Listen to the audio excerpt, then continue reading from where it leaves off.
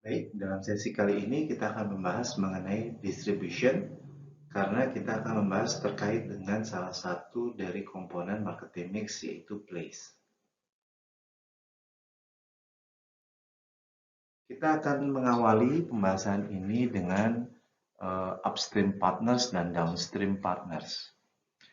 Apa itu upstream partners? Yaitu segala sesuatu yang melibatkan bahan baku, supplier, komponen, suku cadang, informasi, keuangan, dan juga keahlian, sehingga si perusahaan dapat menghasilkan suatu produk ataupun jasa.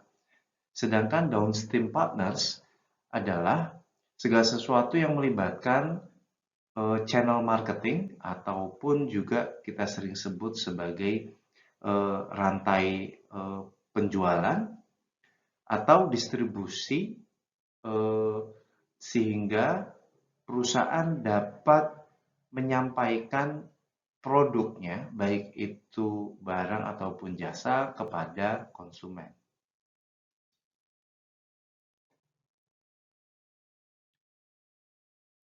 Selanjutnya kita akan membahas supply chain dan demand chain. Supply chains itu adalah suatu konsep yang berfokus pada membuat dan menjual suatu produk, di mana di sini melibatkan suku cadang maupun bahan baku, input-input produksi, dan juga kapasitas dari pabrik. Sedangkan demand chain adalah suatu konsep yang berfokus terhadap merasakan dan juga merespon dari pasar, di mana di sini perusahaan mencoba untuk mendeteksi kebutuhan dari konsumen dan bagaimana merespon terhadap kebutuhan tersebut dengan mengelola rangkaian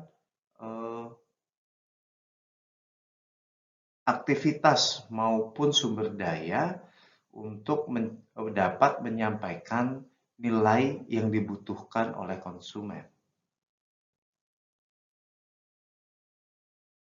Value Delivery Networks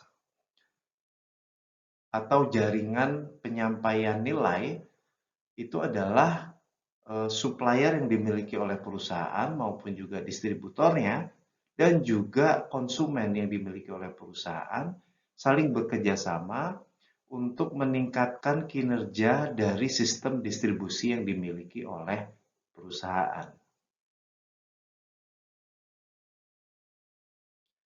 Intermediaries atau perantara dapat memberikan efisiensi terhadap bagaimana si perusahaan dapat menyampaikan produk yang dihasilkannya kepada konsumennya. Di mana di sini para perantara dapat memberikan nilai tambah melalui kontak, experience, specialization, dan scale dari operasional distribusi yang dilakukan oleh perusahaan. Biasanya dengan adanya perantara, maka perusahaan dapat melakukan lebih baik dalam melayani konsumennya. Dapat dilihat di sini, di mana di gambar yang pertama, apabila perusahaan tidak memiliki perantara, maka jumlah kontak yang harus dilakukan oleh perusahaan kepada konsumen itu menjadi lebih banyak. Sedangkan dengan adanya perantara, maka secara umum kontak yang perlu dilakukan antara perusahaan dengan konsumennya menjadi lebih sedikit sehingga sistemnya menjadi lebih efisien.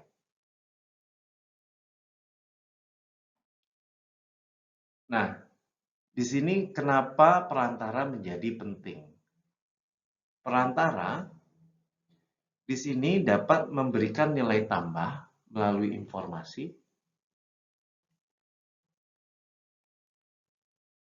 promosi, contact, matching, negosiasi, physical distribution, financing, dan risk taking.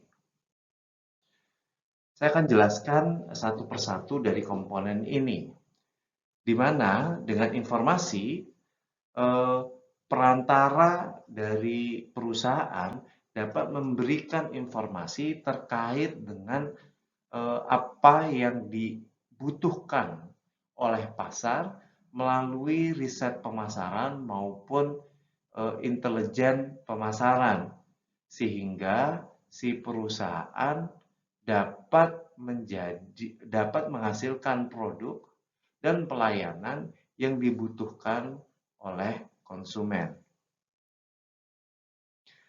Sedangkan dengan kemampuan promosinya, para perantara tersebut dapat lebih efektif dalam mendekati konsumen dan juga membujuk konsumen untuk membeli produk suatu perusahaan. Kontak, para perantara dari perusahaan dapat lebih mudah dalam menemukan pembeli-pembeli yang prospektif untuk membeli produk dari perusahaan.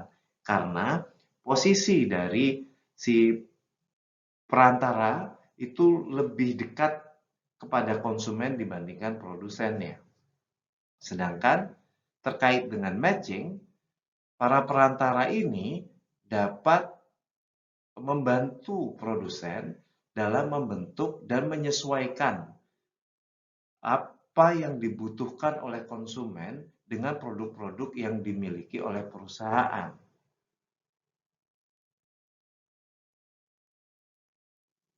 Sedangkan negosiasi, di sini para perantara dapat membantu perusahaan dalam menegosiasikan dan mencapai suatu kesepakatan terkait dengan harga maupun hal-hal yang lain, sehingga si produk tersebut akhirnya dibeli oleh konsumen. Terkait dengan physical distribution atau distribusi fisik, para perantara tentu saja membantu produsen dalam mentransportasikan dan juga dalam menyimpan produk-produk fisik atau produk-produk barang sehingga dapat lebih mudah disampaikan pada konsumen. Financing atau pembiayaan di sini dalam membangun suatu sistem distribusi, para perantara pun ikut membiayai sistem tersebut, tidak hanya dibiayai oleh perusahaan yang memproduksi produk baik barang maupun jasa. Sedangkan terkait dengan risk taking atau bagaimana pembagian risiko di sini, seiring dengan dibangunnya suatu jaringan distribusi, maka orang-orang yang terlibat pada jaringan tersebut masing-masing pun saling menanggung risiko sesuai dengan peranannya. Oleh karena itu, dengan adanya perantara, maka jaringan distribusi risikonya pun sama-sama ditanggung oleh pihak-pihak yang berperan di dalamnya. Tidak hanya ditanggung oleh produsen yang menghasilkan produk jasa maupun barang.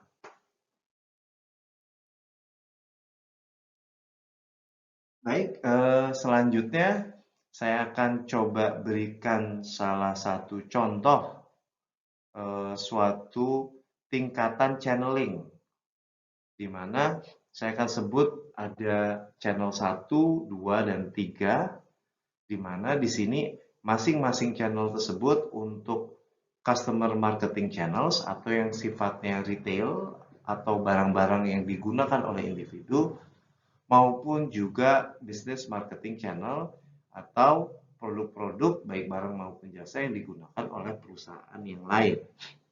Dapat dilihat di sini, di mana channel yang pertama, perusahaan dapat mencapai konsumennya secara langsung.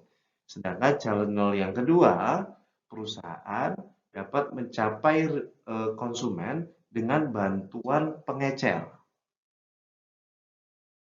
Sedangkan untuk channel yang ketiga, perusahaan dapat menggunakan bantuan dari pedagang besar atau wholesaler yang akan mendistribusikan kepada pengecer dan pengecer tersebut akan menjual produknya kepada konsumen. Nah, ini adalah 3 tingkatan channel dari distribusi suatu produk konsumer atau produk yang digunakan oleh individu. Sedangkan untuk business marketing channel juga terdapat 3 tingkatan channel.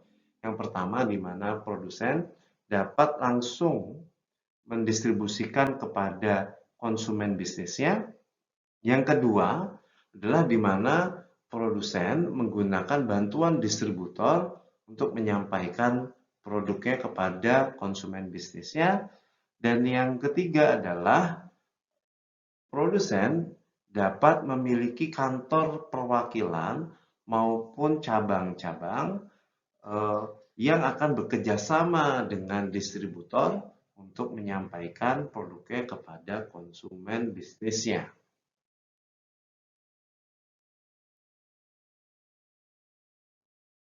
Pada conventional distribution system, di sini terdiri dari satu atau beberapa produser, wholesaler, ataupun retailer, di mana masing-masing akan mencoba untuk memaksimumkan profitnya dan hampir tidak ada kontrol satu sama lain sehingga dapat terjadi suatu pembagian secara formal peranan maupun juga penyelesaian konflik yang dapat terjadi dalam sistem distribusi ini. Jadi dapat dilihat di sini pada conventional distribution system, masing-masing anggota dari sistem distribusi, baik dari produsen sampai ke retailer, itu masing-masing saling terpisah dan tidak ada kerjasama sehingga masing-masing coba untuk memaksimumkan profit dan tidak ada pembagian peranan maupun cara penyelesaian konflik. Sedangkan pada vertical marketing system, dalam suatu jaringan distribusi tersebut akan muncul kepemimpinan dan bagaimana produsen, wholesaler, atau pedagang besar maupun retailer berperan sebagai suatu anggota sistem yang terpadu dan saling bekerja sama. Di mana dalam vertical marketing system terdapat 3 jenis pendekatan, yaitu corporate marketing system, contractual marketing system, dan administrative marketing system. Dalam corporate marketing system di sini yaitu di mana para anggota dari sistem itu memiliki kepemilikan yang sama atau antara produsen, pedagang besar maupun pengecernya dimiliki oleh satu perusahaan yang sama. Sedangkan untuk contractual marketing system, di sini suatu sistem distribusi tersebut diatur oleh suatu kontrak atau kesepakatan yang mengatur kerjasama antara para pihak-pihak yang berperan dalam sistem distribusi tersebut.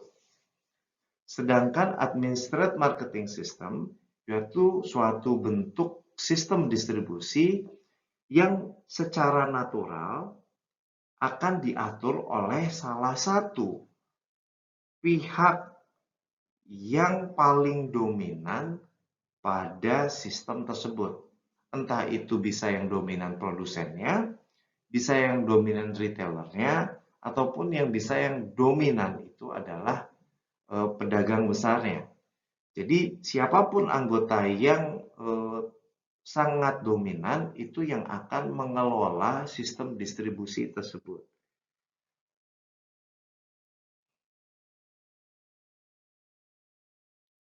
Sedangkan horizontal marketing system yaitu di mana dua atau lebih perusahaan saling bekerja sama dalam membangun opportunity atau kesempatan-kesempatan yang dalam memasarkan produknya.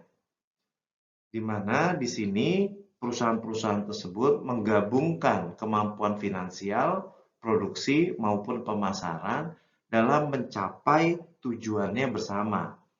Misalkan dicontohkan kalau sederhananya misalkan bagaimana Musika bekerja sama dengan KFC dalam memasarkan produk Musika kepada konsumen-konsumennya KFC. Ini contoh dari horizontal marketing system. Ataupun kita sering lihat adanya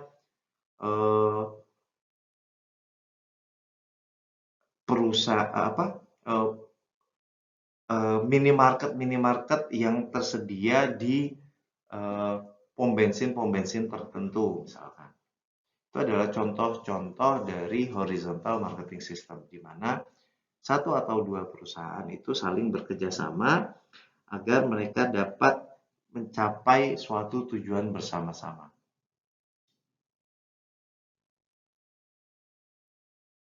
Dalam prakteknya, si perusahaan biasanya menggunakan multi-channel distribution system. Jadi, perusahaan tersebut dapat menggunakan beberapa jenis channeling yang tadi disebutkan, baik dari channel 1, 2, maupun 3, ataupun bisa jadi si perusahaan tersebut melayani tidak hanya pasar konsumer, tetapi juga pasar bisnis secara bersama-sama. Nah, di sini perusahaan dapat menggabungkan atau menjalankan beberapa jenis channeling, di mana perusahaan akan memaksimalkan manfaat dari sistem tersebut untuk mencapai penjualan yang terbaik. Nah, dalam mendesain suatu sistem distribution, ada beberapa jenis distribusi yang dapat dilakukan oleh perusahaan. Yang pertama adalah intensive distribution, exclusive distribution, dan selective distribution. Di mana dalam intensive distribution, perusahaan berfokus untuk membangun suatu sistem distribusi yang dapat mencapai seluas-luasnya pasar sehingga perusahaan dapat mencapai konsumennya sebanyak-banyaknya. Contohnya adalah produk-produk seperti permen maupun juga pasta gigi, di mana biasanya untuk intensive distribution tidak menuntut suatu kriteria tertentu dari distribusi yang perlu dipenuhi, sehingga produk itu dapat didistribusikan oleh siapapun yang memiliki kemampuan untuk mencapai pasar. Sedangkan untuk exclusive distribution, di sini perusahaan dapat memutuskan bahwa adanya outlet-outlet tertentu atau adanya mitra-mitra tertentu dalam rangkaian sistem distribusinya yang dapat menjual produknya. Jadi produk itu dijual terbatas pada mitra tersebut dan tidak dijual oleh retailer ataupun wholesaler atau pedagang besar yang lain. Jadi biasanya si perusahaan menunjuk suatu mitra eksklusifnya yang dapat menjual produknya, sedangkan yang lain tidak boleh menjual produknya. Ada juga yang disebut sebagai selective distribution. Selective distribution di sini di mana si perusahaan memiliki suatu kriteria tertentu untuk mitra-mitra yang dapat bekerja sama dalam menjual produknya.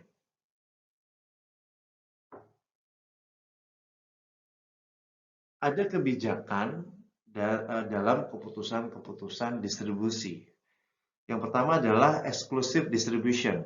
Seperti yang disebutkan tadi bahwa si perusahaan memilih mitra-mitra yang dapat menjual produknya dan tidak mengizinkan untuk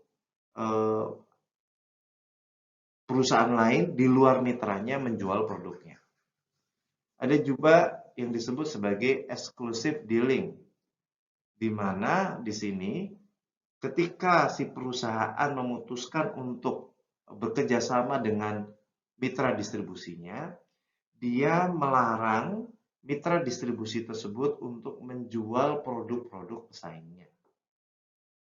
Dan yang ketiga adalah exclusive territorial agreement, di mana para mitra dari sistem distribusi itu memiliki area-area tertentu yang dikelolanya dan tidak boleh keluar dari area tersebut, sehingga anggota-anggota dari sistem distribusi itu tidak saling bersaing. Dan yang keempat adalah tying agreement, di mana pada tying agreement tersebut mitra distribusinya itu harus membeli suatu lini produk tertentu secara keseluruhan. Tidak boleh hanya mengambil pada satu jenis produk, tetapi dia harus mengambil suatu sekelompok produk yang harus dijual. Contohnya misalkan ketika produsen tersebut menghasilkan suatu produk busana, baik baju maupun celana, maka ketika dia bekerja sama dengan mitra distribusinya, mitra distribusi tersebut tidak bisa hanya memilih menjual celananya. Jadi mitra distribusi tersebut apabila bersepakat dengan tying agreement tersebut, maka mitra distribusi tersebut harus menjual baik celana maupun juga bajunya.